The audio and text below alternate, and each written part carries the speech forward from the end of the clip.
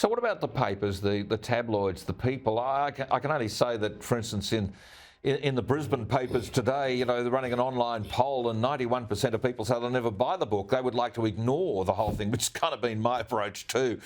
But, I mean, it's hard to ignore this train smash that's just happening minute after minute of every day. But how are the British tabloids reacting to all of it?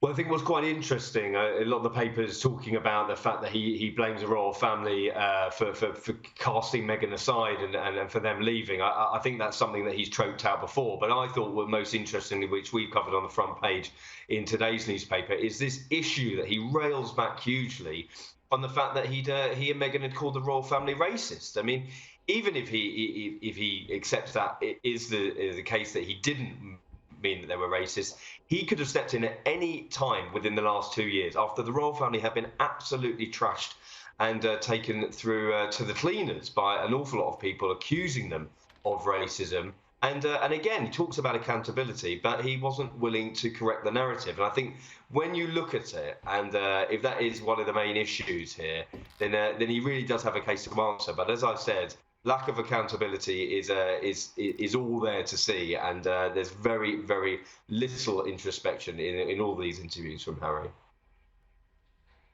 You know, Russell, I get really annoyed about this whole idea of racism because I'm very involved with the Royal Commonwealth Society and in the past the Commonwealth Parliamentary Association. It's the most culturally, religiously, racially diverse group of countries. The royal family is attendant to all of them. Without any hesitation at all. So I find that whole question of racism just total nonsense. I think that's what the feeling was inside the camp, certainly within the palace. I mean, it led to the Queen making that unprecedented statement, recollections may vary.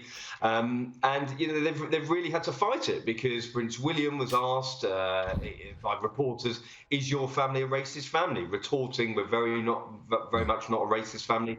But again, at any time in the last 2 years, Harry could have stepped in and said, we didn't mean that. We were misquoted perhaps by the media. But I think if you are talking like they did, then they should have sorted out the issues. And 2 years later, it's a bit too long in the tooth.